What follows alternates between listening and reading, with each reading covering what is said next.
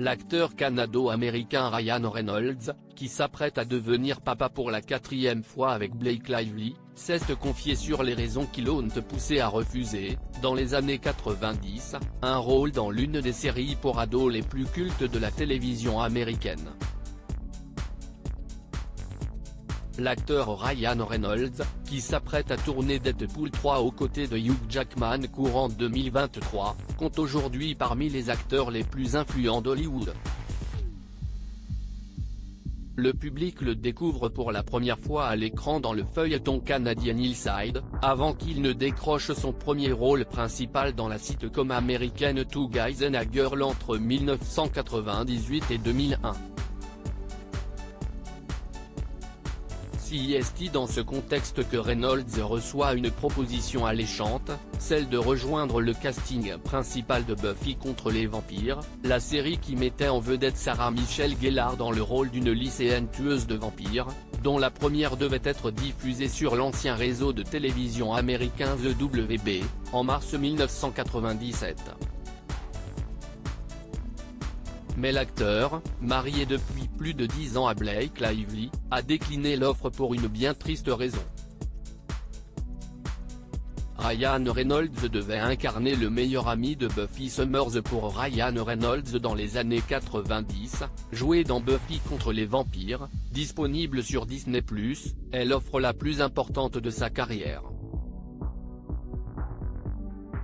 Les producteurs auraient souhaité qu'il campe le personnage de Sander Harris, un ami proche de Buffy Summers, qui n'était doté d'aucun pouvoir ou faculté particulière.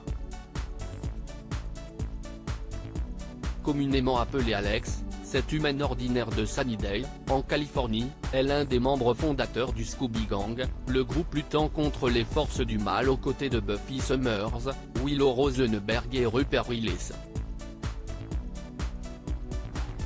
Connu pour son sens de l'humour, il reste dans la mémoire des fans comme l'un des personnages centraux de la série. Malgré cela, la star canadienne n'était pas prête à sauter le pas, et tout cela avait à voir avec un épisode traumatisant de son passé.